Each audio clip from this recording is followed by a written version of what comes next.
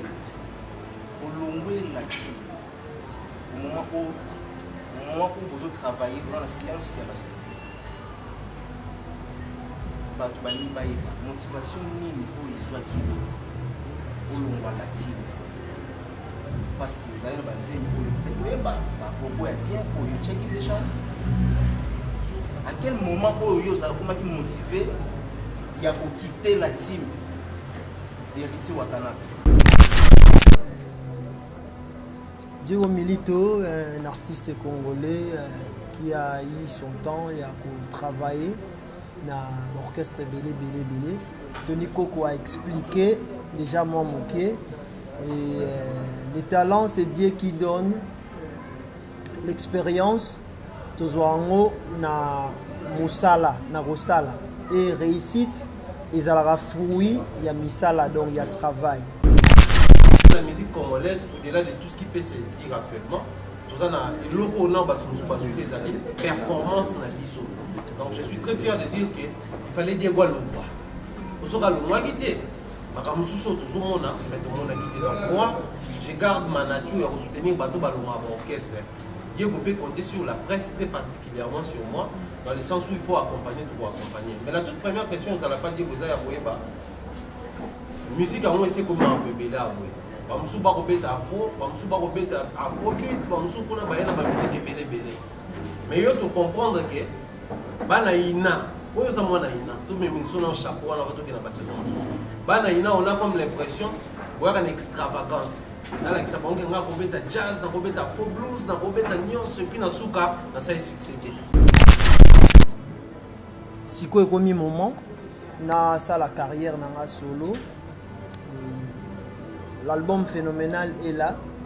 Et je crois que Naye Yamonde Naye représenté presse. Parce que la presse est ça loko la Kitalata. La presse est ça loko la.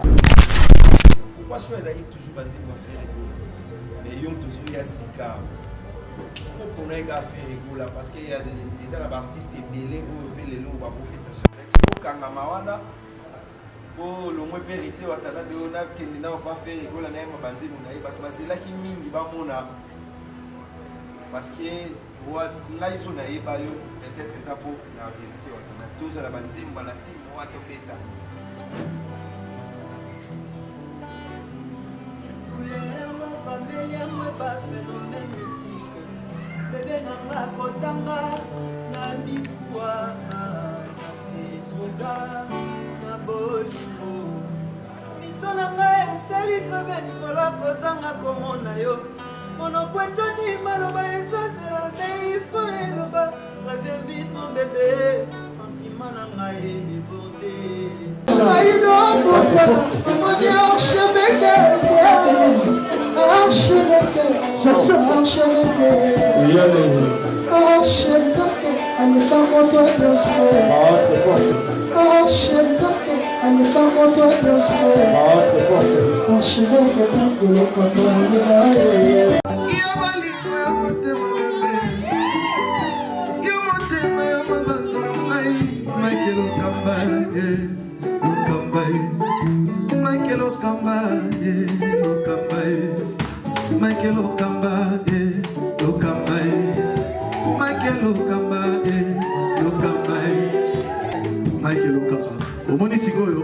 L'artiste, c'est l'improvisation. La honoré dans l'émission. Africa Elengi TV, votre chaîne, l'incontournable, la star des chaînes.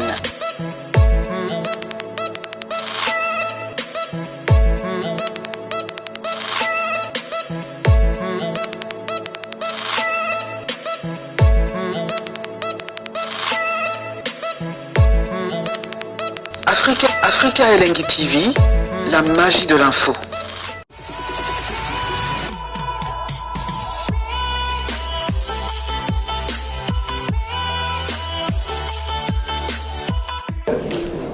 Voilà, bonsoir mesdames et messieurs. Je pense que vous êtes nombreux à suivre cette émission avec beaucoup d'attention. Aujourd'hui, vous allez remarquer que nous sommes dans la ville province de Kinshasa, où est situé, n'est-ce pas, la capitale. Aujourd'hui, nous avons une conférence de presse avec l'artiste Diego Milito, transfige du groupe Latim Wata, n'est-ce pas? À Longwaki déjà, ça fait un bon moment, dans la team Wata. Et enfin, c'est la toute première sortie médiatique à la télévision, à la presse, face à presse. Et si vous avez limbo la biso, projection na musique congolaise, avenir naie, et zo kende comment, na ambition oyoye, à Bongisi à Kosala na carrière naie. Entre temps, il avait déjà lancé un titre, n'est-ce pas, un extrait du titre phénoménal au Bozolandango partout à travers les pays, à travers le monde. Sans plus tarder, nous allons prendre une conférence de presse avec, n'est-ce pas, l'artiste Diego Milito, à complicité avec Peggy Bokele. C'est parti.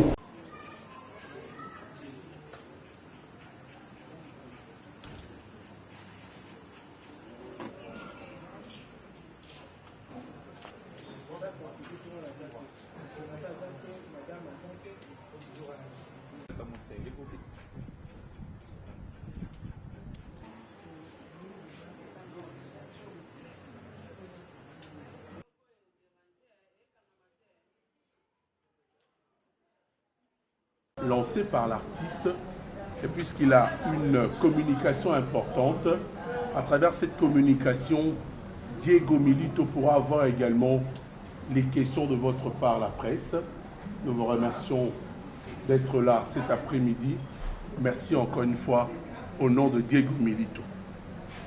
Je voudrais d'abord rappeler Bino très rapidement que c'est un artiste musicien qui a commencé sa carrière. Il a vraiment une longue carrière, c'est-à-dire elle est vétuste depuis. Diego Milito a Bettina Orchestre Rebelle, vous le savez, à titre de rappel. Et aujourd'hui, il a jugé bon à Sala, carrière solo. Et après avoir décidé de réaliser d'ailleurs un maxi single, je rappelle le titre, c'est Phénoménal.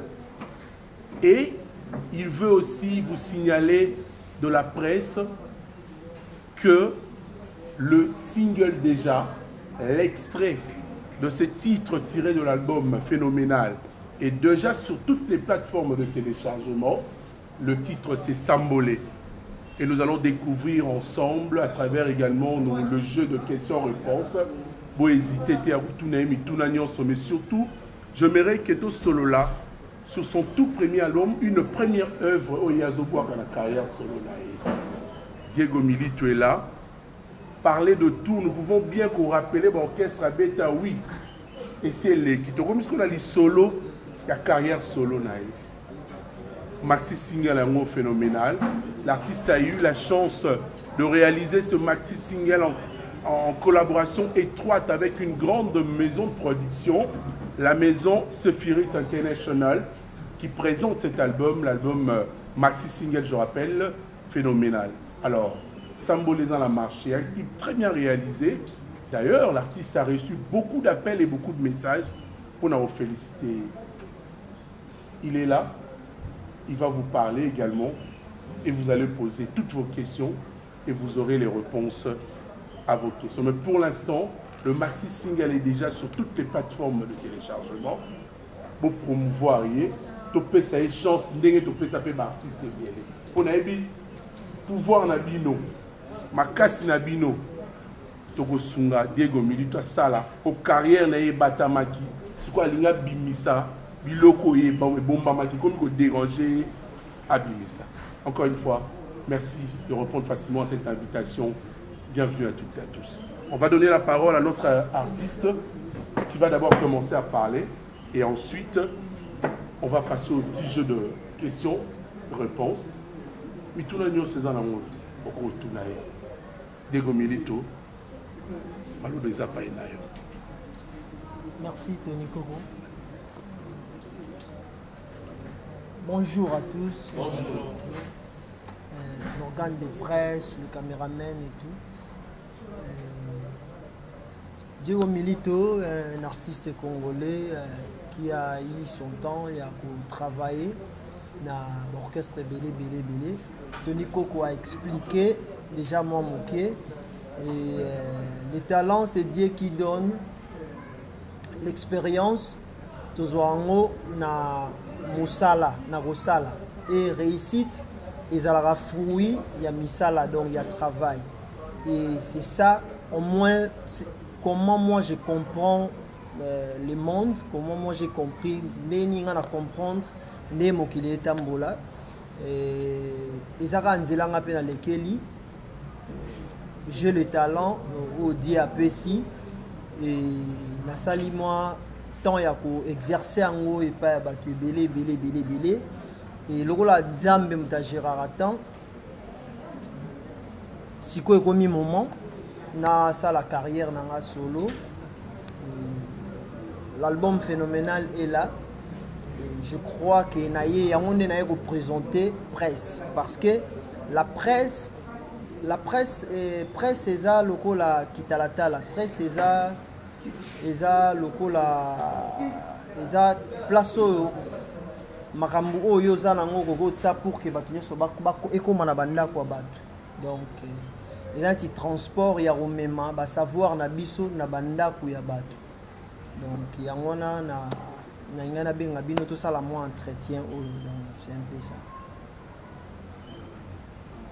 Ouais, à ma gauche ici c'est monsieur Androus Biantango, il y a un secrétaire, DG il y a projet au Tozanango. À sa peine équipe à mon nez Simanae, donc c'est monsieur Androus Biantango. Monsieur Androus, vous avez la parole, quelques minutes. Ok, merci beaucoup pour la parole. En fait, la journée d'aujourd'hui, c'est vraiment une journée exceptionnelle pour nous de recevoir la presse parce que nous nous sommes dit, il y a longtemps, on était dans les coulisses, on était en train de préparer ces projets, ces maxi singles. Contre vent et marée, nous nous sommes battus pour qu'enfin les projets soient prêts, présentables.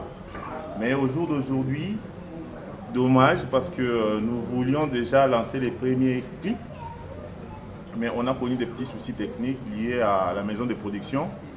Donc aujourd'hui, vous allez seulement avoir les extraits que vous avez là, les teasers et autres. Dans 72 heures, il y aura déjà, les clips seront disponibles, les clips de Sambolé sera disponible dans toutes les plateformes, ainsi que les d'autres chansons. Vraiment, ça sera disponible. Donc venez savourer. C'est un projet ambitieux. C'est un projet qui a un bel avenir. Nous qui sommes là, nous avons vu. Et puis, au travers de plusieurs contacts, nous sommes sûrs et certains que ça va marcher. Donc faites-nous confiance. Faites confiance à l'artiste. Il est bourré de talents. Et nous devons, ensemble, nous devons un peu faire sortir ces talents-là. Voilà, il est là. Mais il y a des talents en lui. Il faut faire sortir des talents pour que nous puissions montrer au monde qu'au Congo, en tout cas, il y a encore des talents. Il y a encore et encore des talents. Voilà les petits mots que je peux dire. Mais de toutes les façons, les personnes qui veulent nous soutenir, apporter leur pierre de contribution, nous sommes vraiment ouverts. Il faut passer par les bureaux, c'est normal, hein, parce qu'il y a une grande organisation derrière Milito. Donc il faut passer par les bureaux et on va recevoir votre pierre de contribution d'une manière ou d'une autre. Voilà un peu. Merci, M. Androus. Ça réconforte également la presse cet après-midi. Nous avons beaucoup pour soutenir artistes musiciens. Nous avons hôtel à Bino, hôtel en général. Nous avons Bino pour être Milito et Kende Kitoko. Alors, Lilo Bafoy qui est très rapidement. Nous avons vu sur la presse que je respecte beaucoup cet après-midi. Je voudrais également présenter nos excuses pour l'heure à laquelle nous avons commencé cette conférence de presse. Et on va tout simplement maintenant vous laisser poser toutes vos questions. L'artiste est là, présent, et il va répondre Namituna Nabino. Album maxi single Phénoménal, n'a rappelé Bino. Titre déjà à Boaki, et à Sambolé, une belle chanson, très bien réalisée d'ailleurs, Tina vidéo. Bino Momboebi Mama Solo, Nebo Tuna, Diego Milito, Azoyo Kabino. Malobana presse.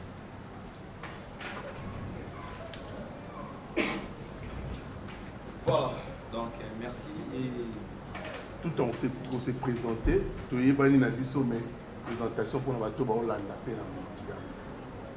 Voilà, moi c'est Mathieu Bonchier, donc je suis chroniqueur à la RTVS 1 et à la télévision et pourquoi pas à Internet, Elenga Congo TV.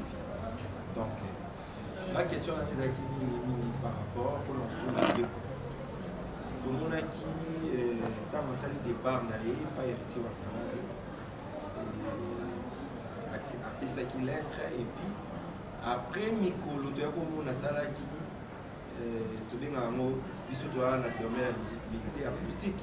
On est quand même dans bateau accompagné qui est là et badié développer dans l'opportunité de tous ensemble où ils ont dit mon nom à l'immense. Est-ce que vous avez orchestré dans ce moment-là tous vous avez un groupe d'accompagnement ton éminent accompagne jusqu'à parce que dans le PCB que tout le monde dit qu'on va répéter l'orchestre pendant tout le monde a peut-être yomo kobendi muto yaka tobe. Est-ce que comme déjà tout mesana na Diego il y a la team Wata télé musicien tout mesana maintenant président avec un orchestre n'a pas musicien na yo to yeba pe que désormais telle place Diego a va nous répéter et puis à préparer les choses. Voilà les ma question Merci. Merci Mathieu Bronche. Question de ça, ceux qui n'ont pas musicien et tout. Naza déjà, Naza, sont dans un groupe de musiciens. Ouais, j'ai un groupe d'accompagnement qui m'accompagne. Les arabes pour le confinement, car pour le confinement, j'ai un groupe d'accompagnement pour les accompagner. Donc après le confinement, na sûr que tout ba ozo ba programme ba répétition na ba concert tout ça nango pour Tony Koko Toloba monsieur Sefiret a sali vidéo moko awa bientôt là tout ça la jonction mon na Côte d'Ivoire il faut artiste nyon surtout tout ça na bango o nga na za bango maison moko ya production na Sefiret to kutana na Côte d'Ivoire pour que ba ya Mbappé ngai pour que a étaler pe contrat et à la production haute aux années. Mathieu Bonche, je veux ajouter encore que Diego Milito, en attendant le confinement, d'ailleurs, au moment où on a respecté les mesures dictées par l'autorité, nombre et c'est une communication importante à retenir que Yena bandeko basungaka en plein confinement en tant que marambo nengezali kala mingi te bazo pepo poete production place ya zali to bazo produire maxi single phénoménal bazana marama idée belé ba projet zé belé pour naye kala mingi te Côte d'Ivoire d'ailleurs la chaîne internationale ivoirienne nationale ivoirienne RTI et Koyamba artiste avec donc ce qui veut dire pour lui, il veut tout simplement nous expliquer que bientôt, Nege a lancé déjà Maxi Single Naïb, Makamboui, Banda, lieu à répétition, bon, mon groupe Naïb accompagnement, Makamoutou Kalami. Encore d'autres questions? Voilà. Merci, bien qu'il nous micro. Il n'y a pas de problème, je vous en prie, Mike Tokam. Diego Lelo, ça la carrière chez Meza Moulaye. C'est bien bon, il y a des partenaires pour travailler dans la collaboration. Pas mal, mon confrère Tony, ils ont une maison de production où ils travaillent en collaboration. Tout le monde a un belé,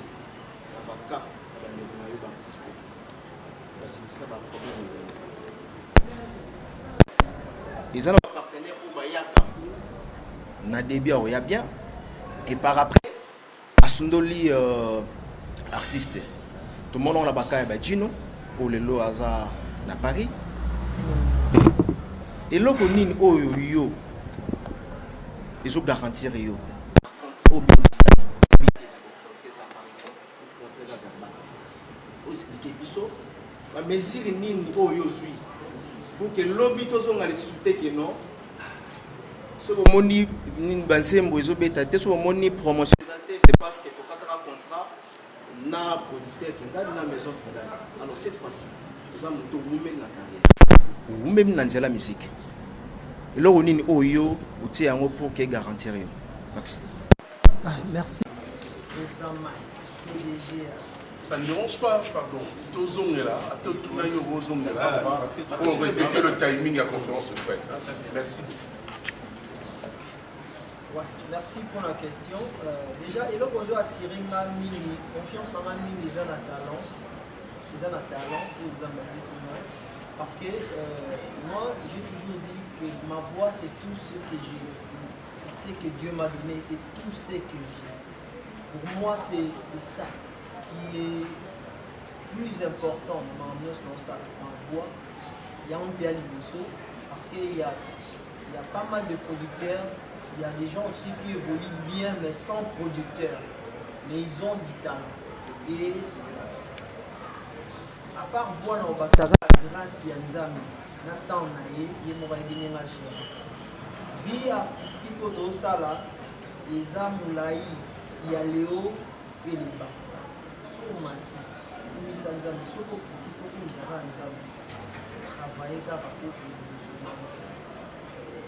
Il dit papa lui tout là, c'est un conseil nous l'attend pour préférer tout qui m'embang le roi cheval, mais préférer que le roi chameau et moi musica qui au qui m'embang le roi cheval mais aucun de souka nanzela.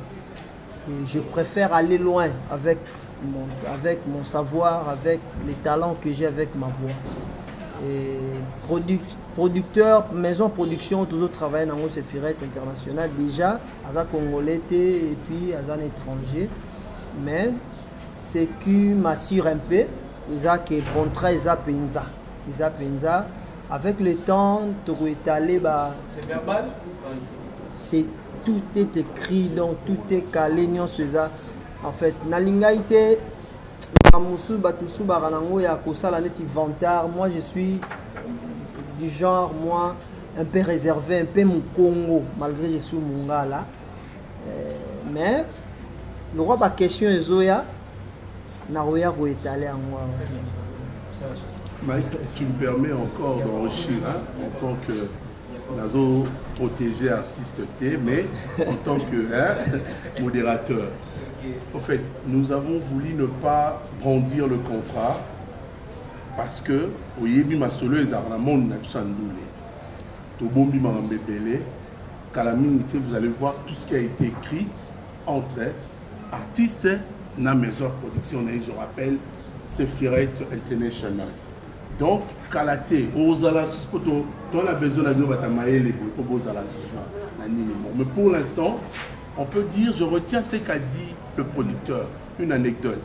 Le producteur a découvert talent Moroboye, talent Moroboye, na Diego.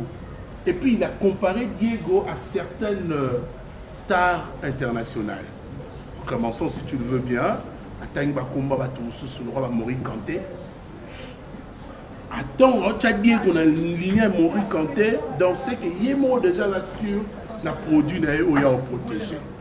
Avec autant d'artistes éminents dans le Canabisopé, artiste belé, même il a même cité le nom de la star ivoirienne qui venait de nous quitter, Jar Arafat.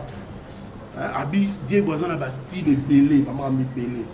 Ce que je veux vous demander encore, il y a Ochaga artiste quoi. Bonjour à tous. Thierry Mumbaya, Africa Mumba Télévision. Moi je crois la série elle pose pas de questions, on a deux questions. Une pour Diego et l'autre pour la Messie Randou, je crois, il va l'important. Mais deuxième question, nous avons la question Mike Lukamba, donc Baloussé là aussi pour y. En premier lieu, j'aimerais commencer par féliciter Diego Milito parce que je crois parmi Bissot, les gens ont été émus et ils ont apprécié de savoir les Diego autant de talaki acoustique. Je ne sais pas trop si photo de acoustique. Autant le bas acoustique, on sait côté polémique, bon, au béguin acoustique, électro, machine acoustique, physique acoustique, acoustique. Mais personnellement, j'ai été choqué. On a talaki acoustique à Diego. Dans le sens où il fallait Tommy Lobela, mais depuis tout ce temps, il était où? Comme nos amis West Af disent, on ne connaît pas les cailloux qui tirent l'oiseau. Peut-être qu'il fallait passer par acoustique pour tout comprendre. Performance et Diego. Ceci prouve combien la musique congolaise, au-delà de tout ce qui peut se dire actuellement, performance na biso. Donc je suis très fier de dire qu'il fallait dire quoi le droit. Pour le droit guité, donc moi, je garde ma nature et soutenir bateau baloma orchestre. Diego peut compter sur la presse, très particulièrement sur moi, dans le sens où il faut accompagner, tout pour accompagner. Mais la toute première question, vous n'allez pas dire que vous avez la musique, on essaie comment on peut béler à vous. Bamsou ba robeta afro, bamsou ba robeta afrobeat, bamsou kuna ba yena ba musique belé belé. Mais yo to comprendre que bana ina, oyo za mwana ina, to même son en chapeau wana to ki na ba saison mususu. Bana ina on a comme l'impression voir une extravagance. Là qui ça bon que nga robeta jazz, na robeta afro blues, na robeta nyonso et puis na suka na ça succédé. Na botanga ba kombo ati mais nous avons connu des filles comme Monique Tendai, expert en musique. Je me permets, mais on ne sait pas positionner Monique Tendai dans la polémique, dans la scène, dans l'espace de musique.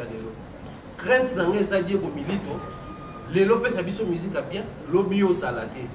Ni yo rola qui sabiso la musique à rumba, folk, ni yo zo même la musique au salake, toyo kayo, l'obito zasuna pour sa royo kayo. La deuxième question que je vais poser à M. Ambou, accompagner un artiste et musicien c'est bien. Mais il faut se dire que Baoto Loba, Batangel Biso, Badegoloba, Bachino, Baza pétri des talents comme Diego Milito. Mais on ne sait pas positionner ces artistes actuellement. Nous faisons face aujourd'hui à la, disons, piraterie, tricage à bas musiciens, coterie, vent et autres. Qu'est-ce que vous avez prévu de concret pour assurer la vie de cet artiste, mais aussi les survies face aux oppresseurs, à la pression musicale et tout ce qui va avec la musique congolaise? Qu'est-ce que vous avez prévu de concret pour assurer face à tout ça? Donc j'espère la première saison pour des questions en On dit... Merci. On commence par monsieur, ou bien par Diego? Je pense que c'est mieux. Ah, merci beaucoup Thierry. C'est vraiment une question très très intéressante et puis elle est pertinente. Mais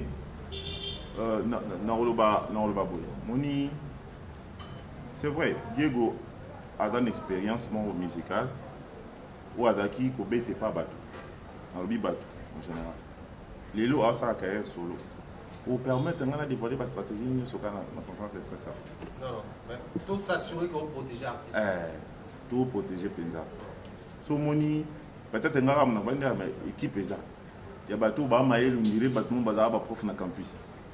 Ba na maïe les bâtiments et le ba sala on betete le boto sala be kolo ba boyito le ba boyité tout ça. Et belé. O tout ça là stratégie pour permettre biso to bon banane. Parce que jusque là boyo que ça sur la lipa mais biso bato na boulangerie to yiminde to sala. Bino ba libanda boyina mino den sur la lipa mo solo mais toi na kata boulangerie nous sommes en train de préparer des bonnes choses.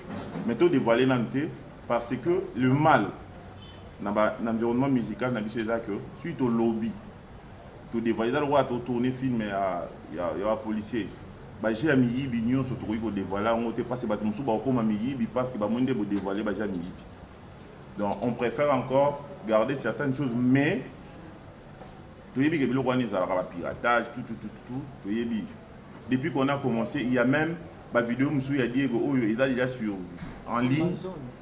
Au bistrot tout tout cas. Il faut préciser que par exemple, vidéo oui, c'est ce que je suis. Oui, on a site en vente.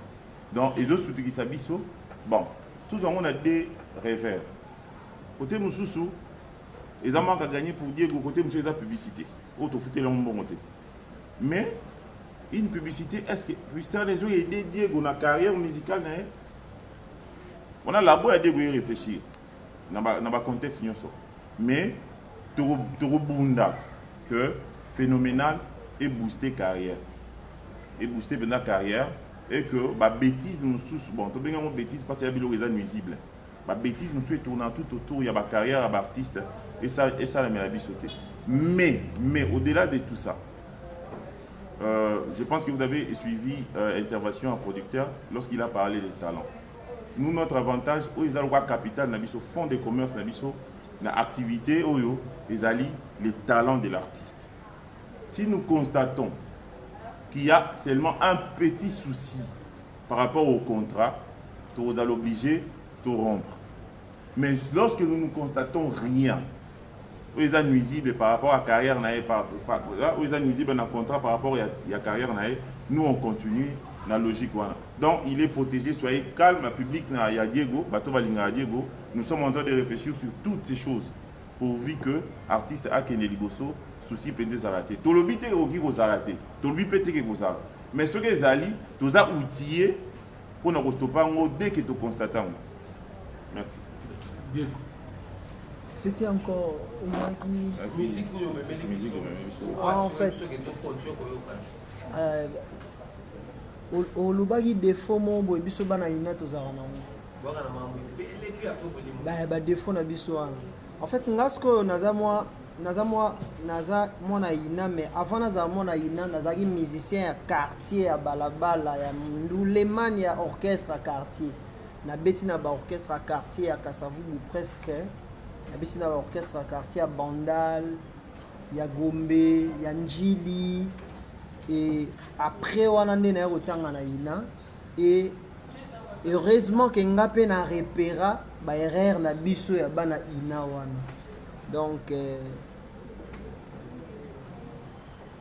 musique na biso oyo ya biso ya Congo o ba yebeli biso nango o to yebi pe ko beta ko leka batu nyonso tout eza rumba na show seben sukus na biso et nazawana mais entre autres na ba demande ya producteur nanga naza pe na ba chanson mususu eza et courtoyer ba communauté misusu mais base nangai mama na biso eza pe na rumba wana na show wana nazo ajouter kaka po na yebi yango na yekolaka mais base eza wana. C'était quoi encore? On avait peut-être sur à répondre déjà question. Moussou Soueza. On a deux questions. On répond déjà à deux questions. Merci Thierry Mumbaya. Bien que cette rumba n'est pas encore inscrite au patrimoine culturel. Je vais me présenter vraiment bien. Diego Milito, c'est un chanteur, compositeur, arrangeur, batteur, danseur.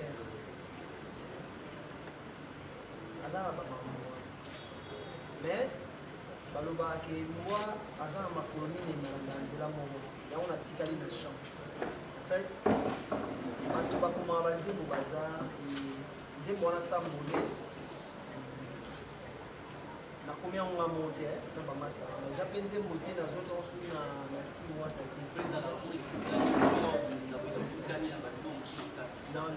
non nayebi te soki bato mwa ngambo bayebi nga bayebi ke naza motu ya basecret naza motu ya badiscrétion. J'ai pas mal de chansons na poche na nga naza vraiment na banzembo nazalaka nango ebele epuis naza nango kaka puis nzambe akosalanga chance ya kozala na mélodie chaque jour ya kozala na texte chaque jour maboko boye eza kaka ke nazanga na likambo na moto te naopréféré kobotela nga bebe Milito. Non, avant aucun meilleur, sans problème, je suis sans problème. Malheureusement, je suis ici, moi, à poser la question. Projet Marley, précipite. Projet Marley, présent ici, na tamo tozaki bana mike. Tozalaki soki mpakani nga beta lisolo, lobi sambole biso bana tozaki zoma. Ale abandi ezalaki na mboka moko tata moko azalaki na mwasi na ye tout ça azobeta lisolo siko yo lero kangami na titre wana sambole référence na yo ezali nini olingo beta lisolo na kati na biso a moto aza amoureux aza te biso tout toza ba en fait c'est un peu ça sambole na beti na ngaka masolo a bolingo kati na ba facette nango tout voilà. Mathilde, bon, je reviens encore. Je crois que c'est les dernières questions. Sur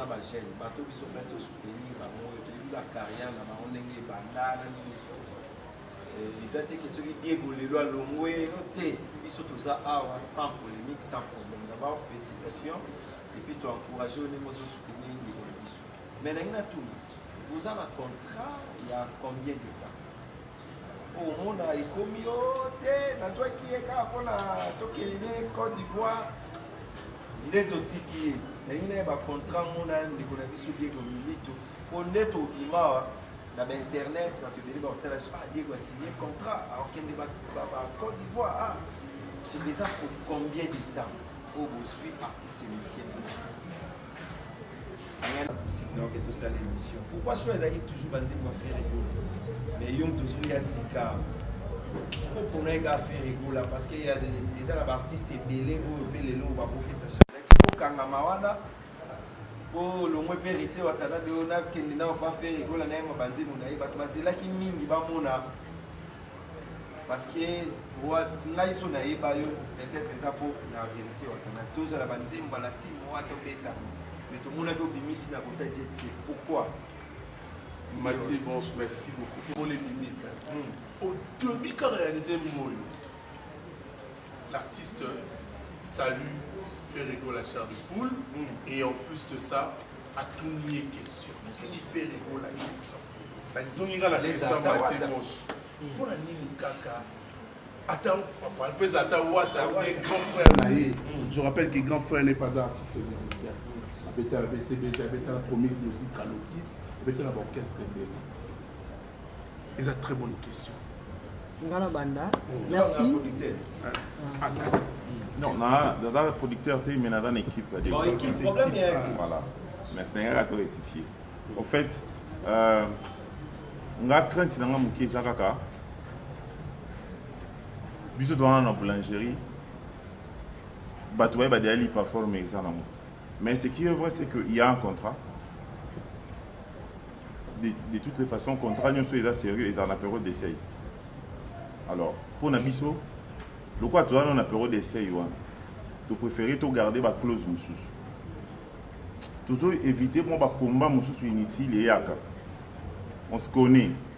Tu dois pas quinoa. Pour éviter le combat moussous, on a beaucoup de rupture à contrat, on a des salami. Même si on a dit que Abidjan peut te le mais comme c'est la presse, on a beaucoup de respect pour vous. Il faut que c'est un projet. Mais en tout cas, je préfère ne pas pour Tawana. Le jour où nous viendrons vous montrer les contrats, il n'y a pas de détails à contrat. À ce moment-là, tu seras déjà sûr que même à ta licence, c'est que tu as un antibat. Merci. Merci beaucoup. Ouais. Merci pour Nini Show à faire rigola. Déjà pour nini faire rigola. Nga Diego soki botali bien carrière professionnelle na place et bandeli et bandi ka na ba wenge. Nagi kota tutu kaluji na ye pa we ranson na ye pa ya héritier watanabe. Et na clan wenge, selon moi, tous les artistes na biso moko oyo abimi en dehors ya JB Nawera, ou abimi a longwe kuna sali carrière, artiste na biso moko aza moi likolo makasi et a sali carrière mo très bien on a zo apprécié na comportement na ya bomoto. Na apprécié, na zo apprécié makasi et Nao sepelata kolandata lo colonie. Fait rigola wana. Papa Hervé, il était chef d'orchestre, il est Bamakamusu non n'a pas naé et sepelsanga, il est danseur, chanteur et banda bandi musique naé alobara mingité et tout. Mais il continue à faire de belles chansons jusqu'aujourd'hui. Et nana mona qui n'a se servi naé comme exemple. Là c'est servi naïe donc là tu as la gaïa après ça m'a courage de continuer et ils ont ignoré tout ce qui est mais na clan wenge ba musicien tout ba dima na clan wenge tout le monde a eu ça que faire école c'est un faux faire là, c'est pas un bon. Je crois qu'il y a un exemple, moi, il y a bien. Ils n'ont pas pour nous ignorer tout. C'est là qu'ils ont héritier l'acoustique. Il y a la team Wada. Tout le monde qui a dit que c'est un rôle pour la nuit, déjà. Il y a cicaté dans ma tête. Mais là, il y a un Jean Boubal. Là, il y a un Beningonde, par exemple. Maman m'a bien à Londres. Dans la prochaine année, banana bandi, maman m'a bien encouragé. Merci d'avoir maman à Londres, aux États-Unis. Encouragement à la vie, pour ça, l'Europe aussi. Alcinga, moi, où est ma boy? On a découvert dans Zembo à Deningonde. En fait, les amis de Moridi à Missi, et ça dit que va découvrir grandeur tant aussi il y a moi talent on a il y a quatre dans les amis qui mais va découvrir un mot et il y a des nouveautés. Là tout ça la musique là on a dans ça on a ndaku les annetti et logo on a ça on a obéta pour un sentiment. Mais là il comme ba caméra boy comme pour commercialiser en et comme il faut ba viande grosse base à la wana Bakar Sanu ba Dimitri banani ou albate on dit oyo ezala déjà so sali oyo ndé so to tsama na marché ba dosomo et comme il produit ya koteka donc ça qui on peut la facette et na éviter son moteur sanga na clan wenge tous na ba chanteur misa tu ba les faire soit ça parmi les deux premiers na sali choix tant monsieur ya bien ya utala izaka kuna na ignoré des clans aussi sur les quartiers là de grand orchestre aussi grand chanteur grand musicien mais bateau ba yebi carrière nanga bien bazali pe kama même ça mais oh nini yo obeta awate oui babanzembo ça paraît un peu naturel pour moi de chanter banzembo mutumo ya bongi. Merci. Lito bakisangwa na makambo ya faire de bato boyi te ndenge ozoba baplan wenge wana ndenge odetaille awa si on voulait citer parmi bato la procédure na kati ya wenge on citer notamment Ferregola lobu yango te mais apparemment okomisi Ferregola lokola nzambe na nzembo na yo oyo tolibisa na début kaka mbala moko otuni Ferregola yoka message na yo papa Hervé Ferregola est-ce que je serai dans la liste, je serai dans la prochaine liste on le verra dans contexte en fait le message ezala ki nini d'accord répondre pour continuer il y a pas problème le Kamba faire pour détenir non loin de là na ba souvenir on a congolais na ba souvenir na nga na oyeba ke Ferregola la roba na carrière na tuna ba papa wemba est-ce que na za na liste ba kolo to ya ban je crois qu'après les temps ti papa wemba répondra kai au moins il y a précisé ça qui est la liste c'est la même question que j'ai posée à Ferregola liste on a tuna il y a ba grand chanteur il y a ba grand musicien ils a ka liste wa. Voilà, merci. Il y a vraiment tout ça l'émission là, bien que tu sois vraiment occasion, tu as sorti médiatique là, il faut quand même te profiter. Là, tu vas la question de société pour sécurité. Et puis, tu vas au en partie. Au long la team, au moment où vous travaillez dans la science, il y a la style. Tu vas la motivation minime pour les joies qui la team parce que vous allez le bâtir pour bien pour checker déjà à quel moment vous avez motivé il y a pour quitter la team d'Héritier Watanabe et aussi agence Ozolo Awa ils ont produit maison de production oui ils ont produit et contacter Kyo avant préparatif il y a mi-ange mi-démon ou bien va contacter c'est-à-dire avant ou bien va contacter au moment où déjà besoin de la séance à la style. Merci. En fait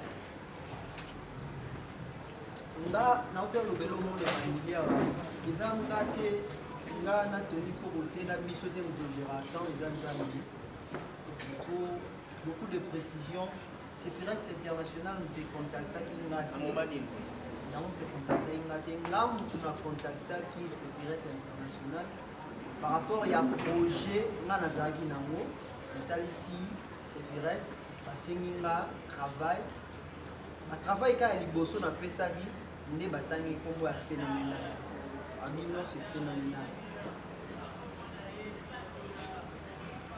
Pour préciser bien, motivation n'est pas qui au long dans la team. Motivation. En fait, bon, on les a destin, en tout cas, musique qui peut aux actes. À quel moment au yo mon qui non bon, on a contacté maintenant maison production pour tout temps. Ah, l'air na longwe nazaki na ni producteur ni nazaki ka na talent na ngaka na voix na ngaka et na batu bazo accompagner nga ba bureau na nga Andros et pardon question za motivation dans la motivation hein quand on atteint là la muka longo non, ils ont un destin. Deux fois, Bilon, il y a des chansons, il y a des notes même musicales. Il y a d'autres notes musicales et où il maraka soza libre.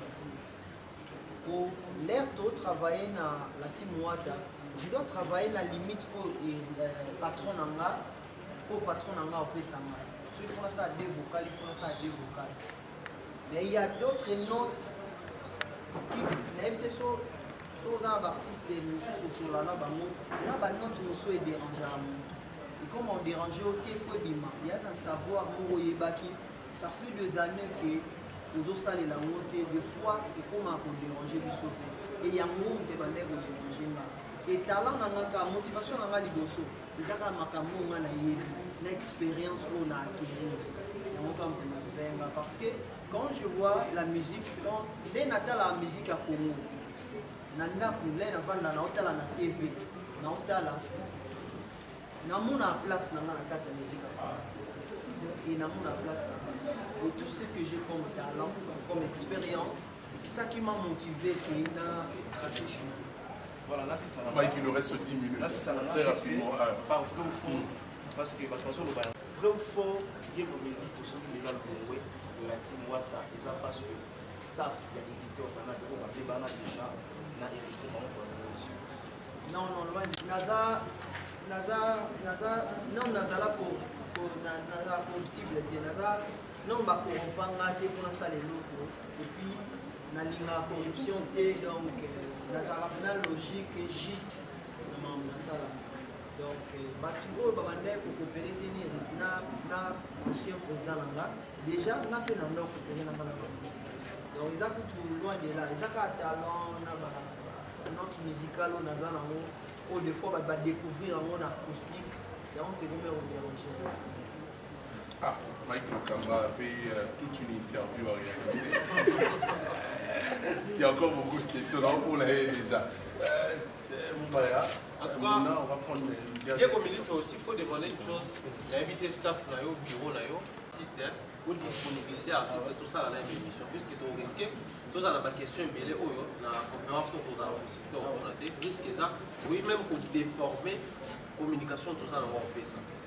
En tout cas, s'il vous plaît, vous libérez l'artiste, tout le monde a des questions, tout le monde a un plateau, peut permettre de faire des questions. Mais Diego Milito, j'espère que, moi je pense que les lots, tout ça, on va enrichir. On a toute une question sur nous, pour justifier la dingue. Mais qu'on ne le veuille ou pas, la musique congolaise, dès le départ, ils allaient nourrir d'un côté la performance à mobilisé, mais de l'autre côté, la polémique, papa. La polémique à la musique congolaise est pas très plein au point que Burkina Faso a l'on pas Chiba, qui n'est pas Ouera, avec même rythme, avec pas Chiba, avec on peut pas Ouera. La musique congolaise est enseignée sur ma mobilisé. Les lots, moi je me permets souvent de citer les noms comme ça parce que j'assume ce que j'ai dit à la télé. Faire école a commis en bonne relation dans la maison mère. Mais jusqu'à preuve du contraire, point où on va reprocher le fait de dire qu'il y a un cofondateur, il y a maison mère. Mais si on a comme l'impression Diego Milito, Awazol Bageno, Azar parmi par cofondateur de la team. Au moins, toujours à terme, on a des degrés dans l'eau, on a des sens dans l'eau, il y a un problème. Vous avez mis ici à polémique de comprendre que oui, la musique, il y a un nom qui est dans l'eau. Mais, crainte de l'habitude, c'est-à-dire au monde que Diego Milito a comme obligé à faire la courbette. La ligne là, elle était tout bien, on a mis qui tisse à l'eau. On a des fans à la team, on a des fans à faire l'école, on a des fans à Falina, à Kofina, à Ouera, pour soutenir pour lui aussi la succès. Pour une spiritualité musicale, on a besoin de notre musique, c'est ma cause à la libre pour le salon. Vous voyez empêchement, vous voyez emprisonnement de bandi carrière. Et puis ça avec sincérité dans la question de Mike Lokamba. Est-ce que aux années locaux, aux se reprocher on a comme l'impression de nous bimi beaucoup la liberté, on a pas notre ressource, on a pas de niveau de comment même sur la monde ressources. Parce que risque aux ala, vous voyez bien même, pas fanatique à Wata, pas tant dans la liste du monde. D'abord c'est là où on voit une épée sa pression à la question là. Au moins que bané m'a bien, mais peu de monde mon vidéo, mon petit comme menacé là, petit comme ça là, boy, dans un problème de vie noté. Au début on a pas répondre. Tout c'est déjà ping-pong, yo bêtis, on va zonzi. Tout c'est là, on a point dans mon robot et sans monter pour dire ça. Au musique, on peut s'en aller en côté. Au banda ba boité, faut ça la moto au bout d'un terrain. Yo au bout d'un an, question là. Mika qui bazong ça boé. Ba ko sala mo, ata yo lobité ba ba sala mo ba. Et sala manga, ato salité. Soko soki ozana chance, ozana succès, ba tu ba olobelaka. Donc qui ça derrière ma non, s'il faut dire la vérité, il n'a pas hésité pour dire la vérité et sauvaka et libéré. Donc ceux qui font le batté, non le batté. Mais ceux qui font le bas, n'a pas polémique ils a yo montu le bas. Donc moi dans le batté la bac c'est ça. Ils ont accompagné ma carrière dans la musique ya Congo. Et kozanga kate et kozalaka kaka mais na mona ba artiste mususu basala polémique te mais bat basala polémique na kombo na bango. Je préfère mieux bat basala polémique na kombo na ma nga sala polémique nga na sala ka musique o ekoki sala polémique mais ko sala polémique nde wana ezana batu na mo. Moi je ferai nga na sala musique musique na nga so ke perturber batu basala polémique c'est à eux de faire. Grand frère Nanga John Loki, c'est pas un modèle Nanga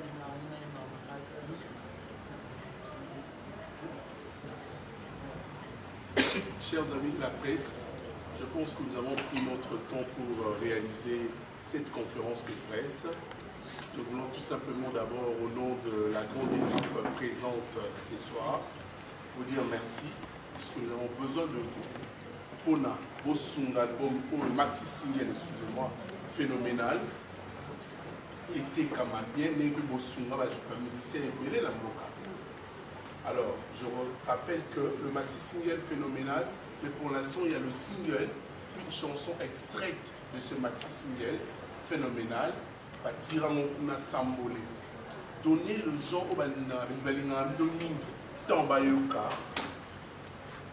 Déjà single ou un symbole pour sentir bino mon que vous attend au Kamus ou au Kanege Diego Milito à Pandi quelque part parce qu'il y a une idée au mot très quito. Donc au nom de l'équipe, on a peut-être un dernier mot aussi. Je voulais lancer un mot parce qu'on nous a demandé de libérer l'artiste. Ouais. Évidemment, on a vu suite au Kamagi la Kacho, mais tout ce fait là qui, quand vous avez une préparation, tout ce fait là pour le balobaté. Vous savez, lorsqu'on parle, objectif à Roloba, dans le milieu artistique, d'abord on convainc. Cherchant à convaincre, on risque de dévoiler certains secrets qu'on ne devrait pas. C'est comme ça que Diego n'était pas disponible. Même aujourd'hui, il y a certains journalistes qui voulaient des interviews. Nous avons dit non. Tout ça, la pointe de presse. Et dans le rôle de Pessigo, à partir de ces moments-là, nous allons élaborer un calendrier. Nous avons ça à interview, il y a Diego parce que nous avons l'audience là. L'audience est pour moi, il faut que Diego a les carans. Donc, Aza emprisonné, Aza disponible, contactez-nous. Hein? Comprenez un peu ça. Contactez-nous et puis voilà, vous verrez. Voilà, nous allons dire également merci à tous les héros du royaume de machines, à tous les caméramans de nous accompagner ce soir. Merci à vous d'avoir disponibilisé tant la vidéo dans votre télémaboué. artiste alobaki bato nyonso atolobi baoreza déjà na plateforme ostimuler bato basomba eloko oyo vous allez découvrir talent oyo Diego bombi katinae oyo ezotingama ye ebima sikoyo. Donc pour l'instant, merci également à la presse congolaise, encore une fois, à tous les amis présents pour remarquer tous ces belles terres, pour respecter les mesures évitées par l'autorité pour le coronavirus, c'est-à-dire Namboka. Diego Milito, juste après conférence de presse, attends-moi interview moqué par le concernant phénoménal. Tous ont suscité, Diego, tout le monde a arrêté. C'est la fin de cette conférence de presse, mesdames et messieurs. Merci aussi à vous également. À Salomon, vous, à Salomon, il est prévu. À Salomon, il y a la cabine musicale. Merci. On remercie Lino. Vous avez la guitare. La disponibilité, la confiance de Pessinga et Yatia malgré la confinement de la Corona. Merci aussi à ma femme, Saratoula, merci à ma famille, à ma belle famille, à mon équipe, Aris, Samba, Bakar Sano, Dimitri Bongania, Yoshi, Bamboula, Steve Bakanga, je salue aussi Milambo, merci d'avoir tout Norton, assistance Jojo Pova, merci à toute la bourgeois. Merci. Fredonner là nos Sambolé Mouké, ça va bien. Chef, nous côté dans la chef.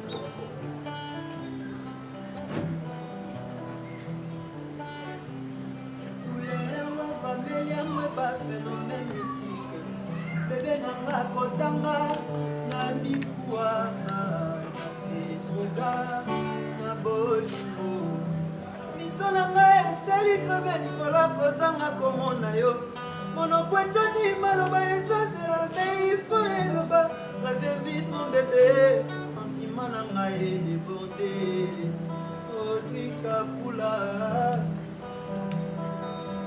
Mananimi me concédé à mon anga Nakonima te plus jamais Nakonima te plus jamais Amélia Mweba ça c'est l'espoir ya vinanga Sambolé Zumba.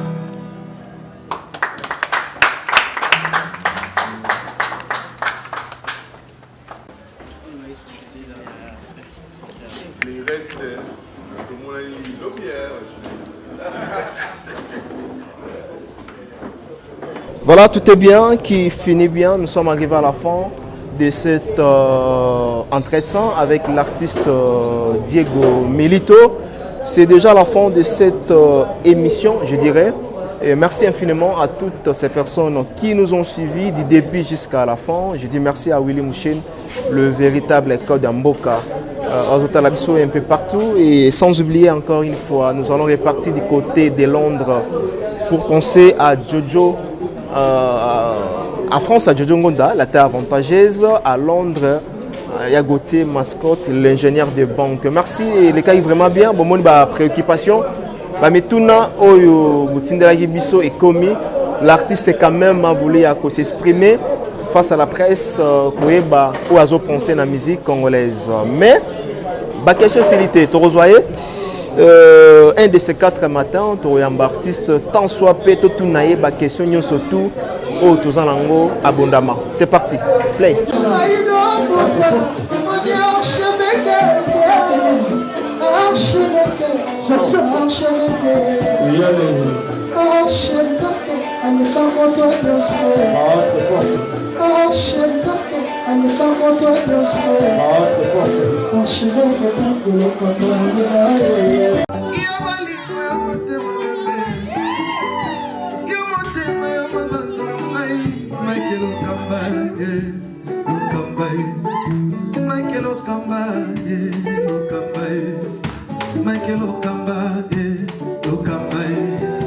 Michael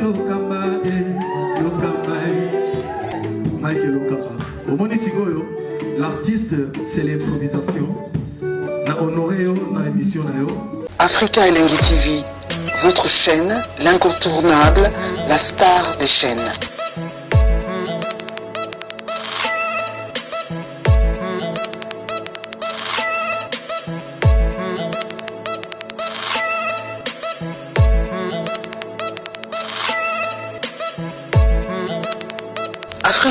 Africa Elengi TV, la magie de l'info.